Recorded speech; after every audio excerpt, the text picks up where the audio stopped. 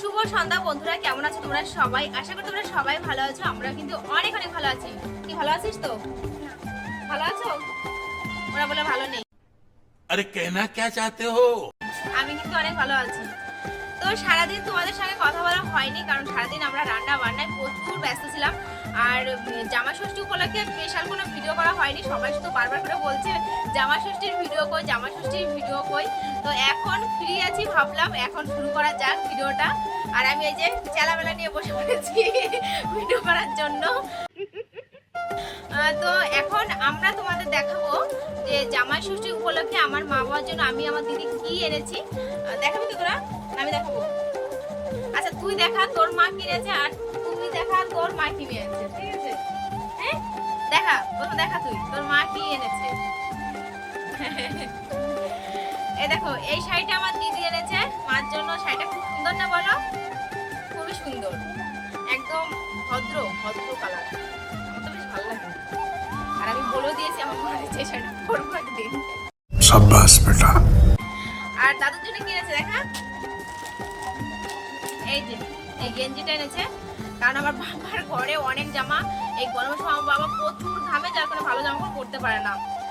আর এই যে এর মা এনেছে, মানে আমি এনেছি এই শাড়িটা, সুতির শাড়ি, দুধে আলতা কালার শাড়িটা, গায়ে দিলে বেশ ভালো লাগছে।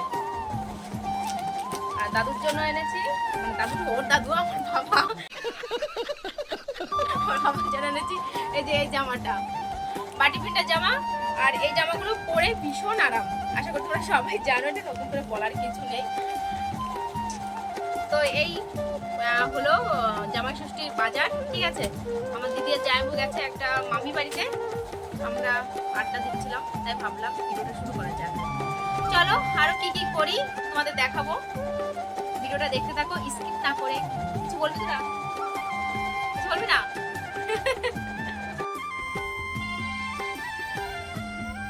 কি রে, তোরা তো গেছিস, তো গেছিস, আসার নাম নাই।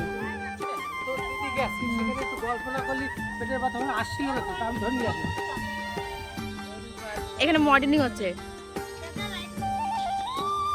আর এই যে ক্যামেরাম্যানরা। গাড়িতে ওঠো মা।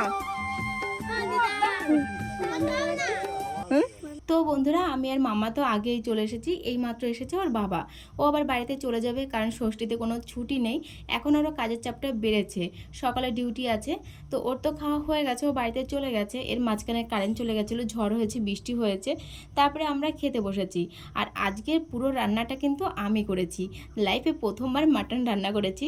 তারপরে আছে দেশি মুরগি, রয়েছে ডাল, মাছের ঝোল, আর তার সঙ্গে তো এক্সট্রা জামাই ষষ্ঠীর যেগুলো থাকে আর কি। তো আমি এখন খাচ্ছি দেখো মুড়ি, আর তার সঙ্গে মাটন। এখন আমি যে ঘরটায় বসে আছি, বিয়ের আগে এই ঘরটা আমার ছিল, আর আমার বিয়ের পরে আমার দাদা বৌদির হয়েছে।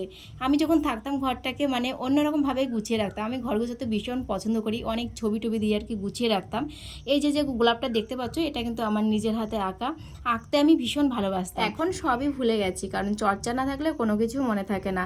মাঝে মধ্যে যদি আঁকার মধ্যে থাকা যায় তাহলে হয়তো আরও ভালো পারতাম। আগে আমি মেহেন্দিও খুব সুন্দরভাবে পড়াতে পারতাম। এখন আমার বাড়িতে অনেকে মেহেন্দি পড়তে আসে, কিন্তু আমি আগের মতন আর পারি না।